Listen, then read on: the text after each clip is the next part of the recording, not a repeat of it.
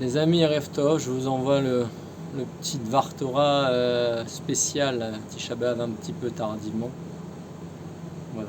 Donc on va dire quelques mots. Donc on va essayer de se préparer pour demain soir. Bezrat Hashem, désolé si je vous envoie ça un peu tard. Peut-être que beaucoup n'auront pas le temps de l'écouter, mais vous pourrez l'écouter sinon après Chatzot. Ça sera d'actualité. Après la mi-journée, dimanche si Dieu veut. À moins que le Mashiach soit venu entre temps, Be'ezrat Hashem, et qu'on n'ait pas besoin d'être la Tsoum, c'est-à-dire de faire le jeûne. Voilà, alors la paracha d'Evarim, Inyane de Yoma, elle nous parle donc, elle nous dit que on va parler donc du Khorban Bet Hamikdash, bien sûr, par rapport à ce Shabbat qui est Shabbat Chazon. Et la Gemara, elle nous dit que Yom Tisha B'Av Achachatzot Nolad Melech HaMashiach. C'est pas mal ça quand même. Vous allez voir qu'on va faire encore des Chidushim aujourd'hui. Quand est né le Mashiach, celui qui va nous délivrer? Il est né, on dit, juste après, il est né le jour de Tisha B'Av, jour de la destruction du temple, le jour où l'Inquisition, en Espagne entre autres, les Juifs ont été chassés d'Espagne, beaucoup de massacres qui ont lieu donc à cette date. On dit que c'est ce jour-là qu'a été créé le Mashiach. Donc on demande, qu'est-ce que Akadosh Baruch Hu il a vu pour que le Mashiach il vienne uniquement naître donc le jour de Tisha B'Av. C'est bizarre, hein, le jour où la colère de Hachem, on dit Shafar, Akadosh Baruch Hu Charon Apo al Am Israël, le jour où Hachem a été le plus énervé. Et on dit qu'il n'y a pas de jour plus noir, plus mauvais, plus amer que Tisha B'Av. Alors comment comprendre juste ce jour-là? On dit Kohamar Hashem Tsebaot, Tzom Harevi Vetzom Hachamishi Vetzom Hashevi Vetzom Asiri, les Bet Yehuda, les Sasson ou le Simcha. Il est marqué comme ça. Hachem a parlé, donc le chef des armées, le 4e jeûne, le 5e jeûne, le 7e jeûne et le 10e jeûne, c'est marqué dans Zecharia que tous ces jeûnes seront transformés en sasson, en joie et ou en fête. Et donc on demande comme ça. Donc Are Yamim Melu Nikvau Letzon ou Bechi. Donc on dit que ces jours-là, au départ, ils ont été fixés comme jour de jeûne et de pleurs et par rapport aux fautes du clan Israël. C'est des jours de grand malheur. Et on dit que, qu'est-ce qui va se passer? On dit qu'on jeûne donc pour être mechaper, toutes nos fautes. Et le Passouk vient nous promettre que ces jours en question deviendront, qui sont normalement des jours très très tristes au jour d'aujourd'hui, deviendront des jours de joie. Alors on demande pourquoi Dafka? C'est comme si on disait le Yom HaShoah, on va en faire un jour de fête, un beau jour. Le jour où il y a eu des pogroms, des massacres des Juifs, des guerres ou autres, on va en faire des jours de fête. Comment que c'est possible? Donc vous avez compris la question. Voilà, on va arriver à Tisha B'Av, on ne sait pas trop. On a des coutumes, on s'assoit par terre, on doit mettre des chaussures en toile, comme à Yom Kippour. On ne doit pas se saluer, on ne doit pas se dire bonjour.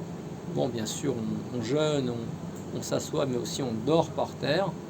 Mais quel doit être, voilà, ce qu'on va essayer aujourd'hui de comprendre, quel doit être notre état d'esprit maintenant, le jour de Tisha B'Av. D'accord? À quoi on doit penser? La Gemara Baba Batra, elle amène une discussion au niveau, écoutez bien ça les amis, très intéressant, comment étaient les chérubins, dans quelle position ils étaient dans le Beth Hamikdash. Il y a une marloquette, une discussion, je traduis les mots parce que je me suis fait tirer les oreilles. On m'a dit on m'a conseillé en tout cas, le Rav Klein m'a conseillé donc surtout de faire attention, il y a des mots qui ne sont pas toujours très compréhensibles, de bien expliciter. Donc il y a une discussion dans la Gemara, dans le Talmud, où on demande comment étaient les chérubins dans le temple, comment étaient-ils dispensés dans le Beth Hamikdash. Il y a une discussion qui dit donc, un avis qui dit les deux chérubins ils se regardaient, un face à face, et un dit non, ils se donnaient le dos tous les deux. Donc, est-ce qu'ils se regardaient? Ou alors on dit non, peut-être que Pénéem à la Baït. Les deux c'est pas qu'il s'est donné le dos, pardon, c'est qu'il regardait donc vers le temple. Et mais ou Asbira chez Ofen Amida Keruvim Mishtane. Donc en réalité, quand les béné Israël en réalité, comment comprendre les chérubins donc qui étaient dans le temple, ils avaient deux possibilités. Tout le monde le sait, quand les béné Israël ils faisaient la volonté d'Hachem, les chérubins se tournaient donc l'un vers l'autre, et quand ils se tournaient vers le Beth Amikdash, vers le temple, ils ne se regardaient plus, c'était parce que malheureusement ils ne faisaient plus la volonté d'Hachem. Donc on explique comme ça, quand Israël, donc ils font la volonté d'Hachem, les chérubins, on a dit Ayo Akruvim Ponim Ish El Achiv, ils se regardaient, Me'aftaim Bekar et Ahavat Akadosh Baruch Hu. Ils montraient donc leur confiance, d'accord, et Ahavat Akadosh Baruch Hu la Mokedugmat Chibat Zachar, mais comme dans un couple, homme et femme, qui s'aiment le jour du mariage. On imagine bien qu'en théorie, ils vont se regarder. Genre du mariage, la Gemara Yoma nous dit, le Talmud Beshaya Aya Israël Olim la Regel Megaim Laem et Aparochet ou Marim Laem et Keruvim Shayom Meorim Zebaze Omrim Raou Chibatam Lifne Amakom. D'accord, donc on voyait donc cet amour devant Akadosh Baruch Hu quand les béné Israël ils montaient donc en Eretz Israël, quand il y a le Beth Amikdash. Et on explique donc comme ça, la Gemara, donc le Talmud, encore une fois, la Gemara Yoma nous dit, qu'est-ce qui s'est passé les amis? Écoutez bien, donc vous avez compris un petit peu, pour l'instant, où on en est arrivé. Premièrement, on a expliqué ce paradoxe que le Mashiach va être créé donc le jour de Tisha B'Av. D'accord? Va être créé, Mechila, va naître, on va dire. Sa création, sa naissance. Premier paradoxe. Deuxième paradoxe, que tous ces jours de jeûne, comme on a dit, des jours de malheur, comme on dirait, comme on a dit le Yom HaShoah, ou des jours où le peuple a été détruit, on va en faire des jours de fête. Et là, troisième paradoxe, écoutez bien ça les amis, donc on a parlé des chérubins qui se tournaient l'un vers l'autre, et qu'est-ce qu'on dit? Écoutez bien, on dit que quand le temple a été détruit, Beth Amikdash, Shekan Alun Leatzbia Aldevar Mafli, Afle va faire quelque chose d'étonnant. La Gemara nous dit Be'ezman Sha Nirnasu Nochim Laechal Raou Kruvim Ameorim Zebaze Otsim Yashub Ve'amru Israël Alelu She Birkatam Bracha Ve'klalatam Klala Ya'asku Bedvarim Elu. Eh ben, on a dit d'Afkal que les chérubins, ils se regardaient quand il y a eu la destruction du Beth Amikdash. Impressionnant, non? Alors comment comprendre? Echitachen. Comment comprendre? Normalement, ils auraient dû se retourner. Ayutzrichim, Leafnot, Gabam, Ish, El Reu, Leharot, Choser, Av. En réalité, pourquoi a été détruit le temple? On sait très bien. Gilou Leharayot, Shfirut Damin, Vodazara. Et le deuxième temple, par rapport à, il n'y avait pas d'amour des béné Israël entre eux. Alors comment se fait-il? Maintenant on dit, les chérubins quand le temple a été détruit, ils se regardaient comme s'il y avait d'Afka, comme par amour. Bizarre les amis, qu'est-ce que vous en pensez? Voilà, ça c'est ce qu'il faut essayer ce qu'on va essayer de comprendre maintenant. On a l'impression les amis de ce qu'on dit que les jours de malheur, on a dit qu'ils vont être transformés en fête, et entre autres, non seulement ils vont être transformés en fête, mais même plus que ça. On est en train de dire que le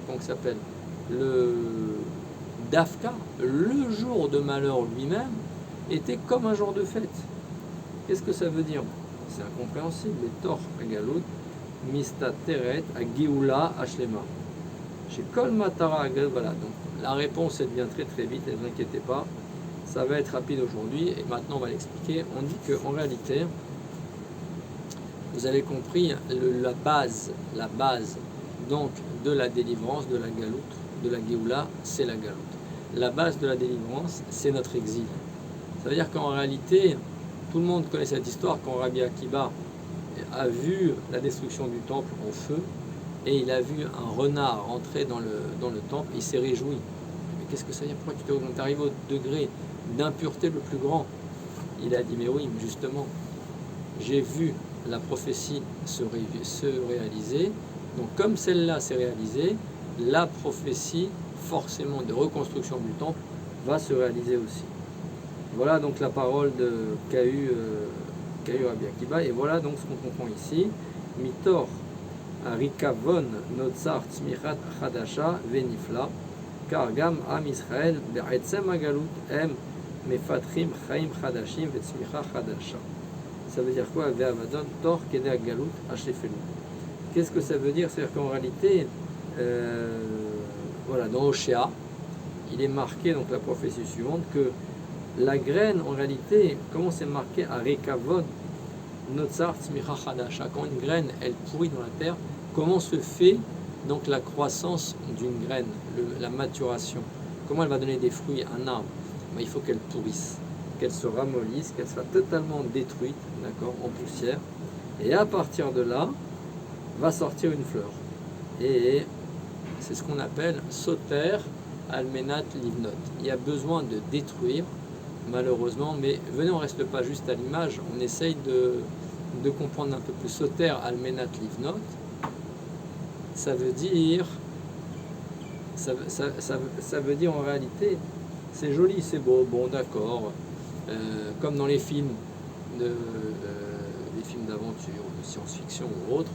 Qu'est-ce qu'on voit? Au début, le héros, il se fait écraser, et bien sûr, à la fin du film, il remonte. C'est bien joli ça, un peu comme on va dire le cours de l'euro, pour ceux qui se sentent concernés. Mais non, il n'y a pas de problème, tout ça va s'arranger. Non, voilà, c'est moins sûr quand même. Toujours est-il que, qu'est-ce qu'on doit tirer de cette histoire? Eh bien, comprendre l'enseignement. Voilà, chacun le comprendra à son niveau, les amis.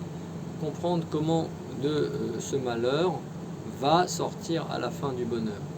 Ça veut dire quoi? Qu'est-ce qu'on doit comprendre? Qu'il faut forcément d'abord passer par une mauvaise étape, ou alors non, que en réalité, donc la mauvaise étape ferait germer la bonne étape, ou alors non, c'est simplement une consolation. Comment comprendre? Soter Almenat Livnot, on a dit. Mitor Ratzon Hashem, Livnot et Abayit Ashlishi. Quand Hachem va vouloir faire le troisième temple, Gadol, Venizgab, les En Aor, qui va être très très grand, et ben, Nire Adavar, qui est Erez Vechorban Nora. Aussi beau, Bepnimut, Mistateret Binyan, Veyetira Lachen, Beshat, Achorban, Beyom Akaché Bioter, je vous recorrem, ou l'Edet à Mashiach, Veaf Yom Ze, ou Nikra Yom Moed. Donc, comme le temple, la beauté du temple, je vous dis ce qui est marqué, va être proportionnel à la souffrance, à la grandeur de l'épouvante qu'il y a eu lors de la destruction du Beth Amikdash. On dit qu'il y avait des rivières de sang. C'était pas juste le temple qui s'écoulait dans Yerushalayim, tellement il y avait de carnage, de massacre. Et bien on dit que plus a été forte en réalité cette souffrance, cette destruction, ce malheur, et plus va être beau donc le nouveau temple. Et pareil pour la naissance du Mashiach. Moi je pense que c'est très intéressant, chacun l'interprétera à sa manière, mais voyez, ça c'est ce qui est marqué dans Shia, dans les prophéties, dans Yoma. Comprendre, les amis, chacun à son niveau, comment sortir donc d'un tunnel, de l'obscurité. Et ben voilà, en réalité c'est quand l'obscurité est la plus forte, la souffrance, le safek, c'est-à-dire le doute, que là, et ben Madoua Beshat Achorban Akreum Ayu Penem Ishel Arif Sheu Samal Avat Hashem Kol Matarat Galut Le Hatzmiar Geoula. Vous avez compris les amis? Donc quand nous vivons dans une époque où la Galout, on le voit dans le Shia, c'est pas juste des mots.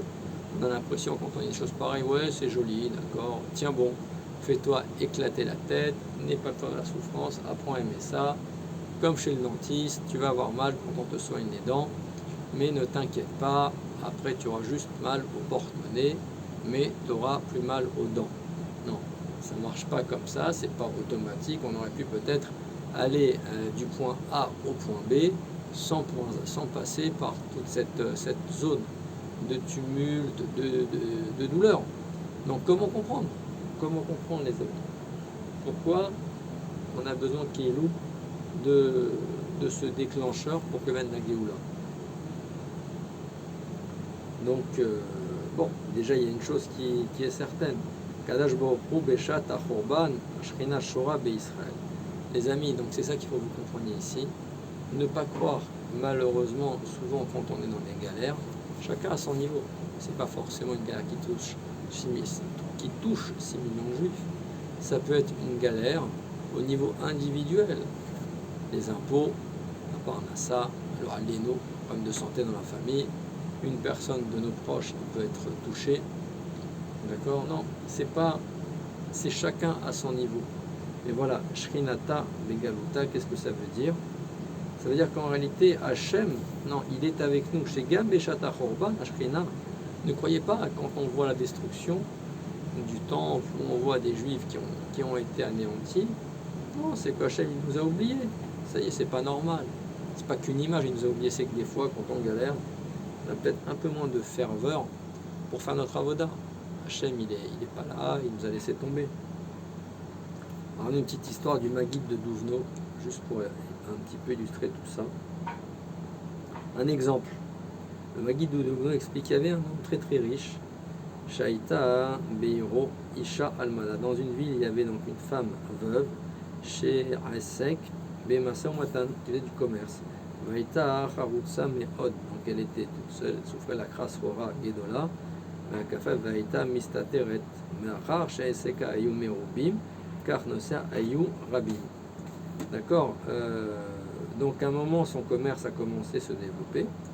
Otoashir Nigash Eléa, donc le riche, il est venu la voir, il a parlé avec elle, il lui a proposé, je crois, un mariage à la Nisouin, Veiftiar, à la, à Kachat Leisha. Il lui a dit voilà, j'aimerais donc te prendre comme épouse.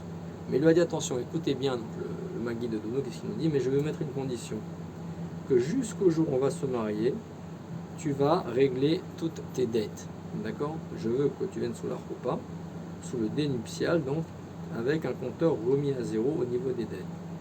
D'accord? Pour pas que moi, maintenant, je dois venir aussi m'en charger. Donc le pauvre, il a attendu plusieurs mois, et il a vu donc que malheureusement, ça ne se réglait pas. La femme, elle continuait dans son commerce avec Imkol Balechovot, Allah Hashir Lekol Balechovot, Vesialaem Etsa, Shaisha Yomenet Leafsid et Kol Mamuda, Bemisrach, Nechu Vitnapelu, Yifu et Rovotechem, Keshera Rata Maishakar. Donc il a pensé que tout allait se régler, toutes les dettes qu'avait cette femme. Amra Lo, elle a dit Arshav, Sheod Edeni Ishtecha, Atanoek Kar, Kalvachor Leacha Khatuna. Donc il s'est demandé. Elle a dit si déjà, avant qu'on soit mariés, eh ben, il est tellement à essayer de régler mes problèmes, j'ai confiance. Et que après, là, il essaye, il veut donc que je règle tous mes problèmes pour ne pas être préoccupé au mariage, que je règle mes dettes, c'est super sympa. Il pourrait dire c'est le passé, débrouille-toi, tu gardes ton arriéré. Non. Alors, c'est super. En réalité, non. Vous avez compris tel que m'a tourné l'histoire. Vous avez très bien compris, vous imaginez le déroulement. En réalité, qu'est-ce qu'il a dit le bonhomme? Klum eneni mitkaven nera'atecha kol itnagut kar mishum shekatsaruchi ve'arachliz azman lechakot lezman achatuna. Il lui a dit en réalité, c'est juste parce que maintenant, voilà, en réalité, je veux qu'on en finisse, qu'on se prépare pour le mariage, je ne veux pas avoir des soucis, donc c'est juste par intérêt que j'ai fait tout ça. Qu'est-ce qu'on apprend de cette histoire? Ça veut dire qu'en réalité, Animshal, Mouvan, Kesheanu, Roim, et Atsarod, Vaïsourim, on voit plein de problèmes qui nous tombent dessus, la galoute, Bedaim, Anou, Shailokim, Chazejame, Vakesh, Livgar, Banou, et nous on pense qu'Hachem il veut nous frapper. Ar, Aemet, Anichona, Yeshekol, Agalout, Ar, Verak, Siba, les Tzmichat, Keren, Ayeshua. D'accord, en réalité, comprendre que toute cette galoute, comme on a dit, cette graine qui va pourrir et qui va mûrir, d'accord, c'est pour donc pour activer la venue du bien. Toutes ces douleurs qui arrivent. La Gemara nous ramène l'histoire de Rabban Gamliel, d'accord, c'est ce qu'on a dit tout à l'heure. Rabbi Eliezer ben Azar, Rabbi Oshua, Rabbi Akiba, Ils sont montés à Jérusalem, et quand ils sont arrivés à Jérusalem, ils sont arrivés à Harat Sophim, ils ont déchiré leurs vêtements. Et quand ils sont arrivés au temple, Shoel Yotse Mibet Kocha Kodashim, Itrilou En Bochin, ils se sont mis à pleurer. Et comme on a dit, je vous ai déjà dit l'histoire tout à l'heure, Rabbi Akiba, lui, il rigolait. Alors ils l'ont dit à Akiba, qu'est-ce qui te prend à rigoler comme ça? Qu'est-ce que Amar Lahem Lachen Anim Etzachek Acharesh Itkayem Pasuk Tzion Sadeh Ticherash, la ville de Tzion sera comme un qu'on s'appelle un champ complètement labouré. Et ben, il ne restera plus rien du tout. C'est le début de la Géoula Chadasha. Mais donc c'est ça qui l'a réjoui. Comme il est marqué dans la Tfila, quand on dit Baruchat Hashem Gaal Israël, c'est quoi? On ne dit pas Yegael, on dit Hashem actuellement, il délivre Jérusalem. D'accord? Tout est un ensemble, les amis. Ce n'est pas des épisodes dans une série, dans une saga. Non, non, non. Tout va ensemble, tout est lié, tout est imbriqué. Ça veut dire que Hachem, en réalité, toutes ces épreuves qu'on a nous aujourd'hui, un peu comme une femme qui est proche de la délivrance, elle a pendant 9 mois peut-être souffert, des vomissements, des étourdissements, de la fatigue, mais peut-être plus, des inquiétudes, des fois parce que malheureusement le bébé, des fois il ne se portait pas forcément bien, il était inquiet, des radios pour vérifier s'il respirait bien. Et pour autant, et plus elle avance vers la délivrance, et plus elle souffre. Elle a des douleurs de l'enfantement jusqu'au moment de l'accouchement. Là va venir vraiment la délivrance. Juste une petite histoire pour conclure. Le Maguide de Douvres nous ramène Evi Machal, à Maguide de Douvres, la dame Zaken, Shayalo Bat Achat Ktana. Une autre histoire. Il y avait un vieux qui avait une fille très jeune, Kara la Achad Miedidav, d'accord, Minaota, Apotropos. Il a nommé quelqu'un pour un tuteur pour cette jeune fille. Alkol Rechusho. Oula, Betnai, Shemea Rechush, Azé, Loiten Lebat, Lo les maisonnotes, Velo les malbouches, Ak, Verak, Sheye, Shamor, les Nidunia, les Yom, Achatuna. Tu vas mettre de côté tous mes biens, d'accord, jusqu'au jour du mariage de ma fille. Donc, qu'est-ce qui s'est passé? Donc, il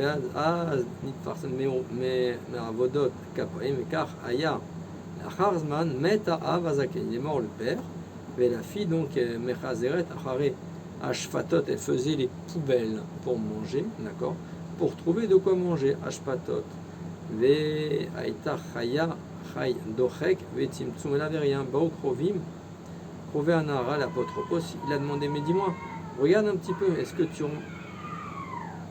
est-ce que tu remplis ton obligation? Ma'olelet le nara, alova azot, ima lechet yechafa vera'ava, lechem rechem racham alea vetena, donne-lui à manger. Qu'est-ce qu'il a répondu l'apotropos? Beshumufen. Je n'ai pas le droit de lui donner à manger, à prendre dans les biens de son papa. Après un grand zman, Chalta Ayalda, donc Bemachala, elle est tombée malade. Sricha les refoua, elle avait besoin de médicaments. Beyada en choum, elle n'avait rien. Veshuv bawakrovim, les vakesh mimenu tsat mamon. Les refoua, veu vashtu anu akerovim amro. Naniar sheatam mekem davar amet, c'est ça que tu veux?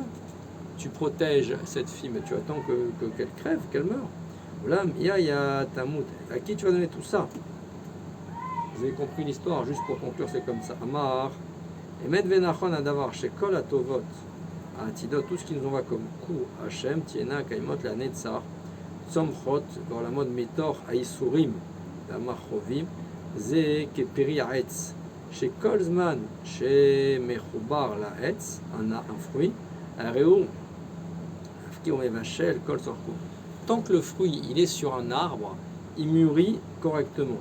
Car Kolzman chez Yerbo Ayamim, Tarich Agalut, Vitkavro Aisurim, pareil. Plus la galoute elle dure, plus elles augmentent les souffrances. Donc nous on doit aller donc vers Hachem pour tous ceux qui nous font souffrir Kolkach Agdolim et Chazakim. Toutes ces souffrances qu'on a, on explique en réalité, juste pour conclure, Yeshaya, il nous dit, il a mis en garde le clan Israël. Yada, Shor, un âne, un Shor, il connaît son maître. Vechamor, Avos, Baalav, Israël. Israël, ils ne connaissent pas leur maître. Qu'est-ce que ça veut dire? Autant le taureau ou l'âne, ils connaissent leur maître, et Israël, il ne connaît pas son maître. En kavanata navi, chazesham lidmot. On n'est pas en train de comparer l'homme à une vache ou un taureau. C'est pas ça qu'on va dire. Et là, personne, les lamno sheyesh, evdel gadol, ben adam, leven baalei chaim.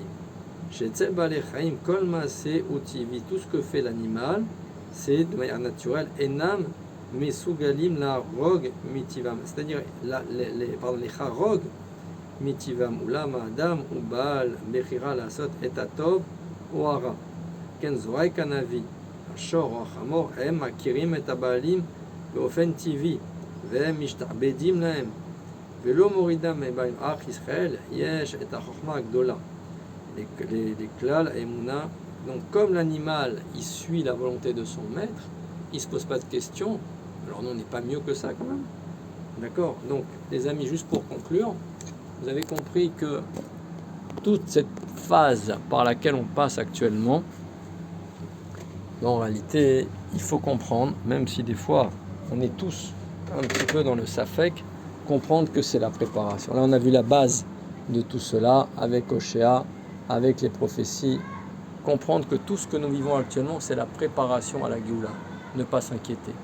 Voilà, je vous souhaite Tzom Kal, même si certains m'ont dit si le Tzom il est Kal, est-ce qu'on a été Mechaper? Mais je vous le souhaite quand même. On essaiera de comprendre après pourquoi. Je vous dis aussi avant tout Shabbat Shalom. Shabbat reste de toute façon Shabbat. Attention, pas de mortification pendant Shabbat. D'accord, jusqu'à la fin de Shabbat, on mange de la viande, on boit du vin, on kiffe normalement, ne pas tout mélanger. Et Bezrat Hashem, que la Géoula vienne très très très vite après cette phase de Galout. Shabbat Shalom.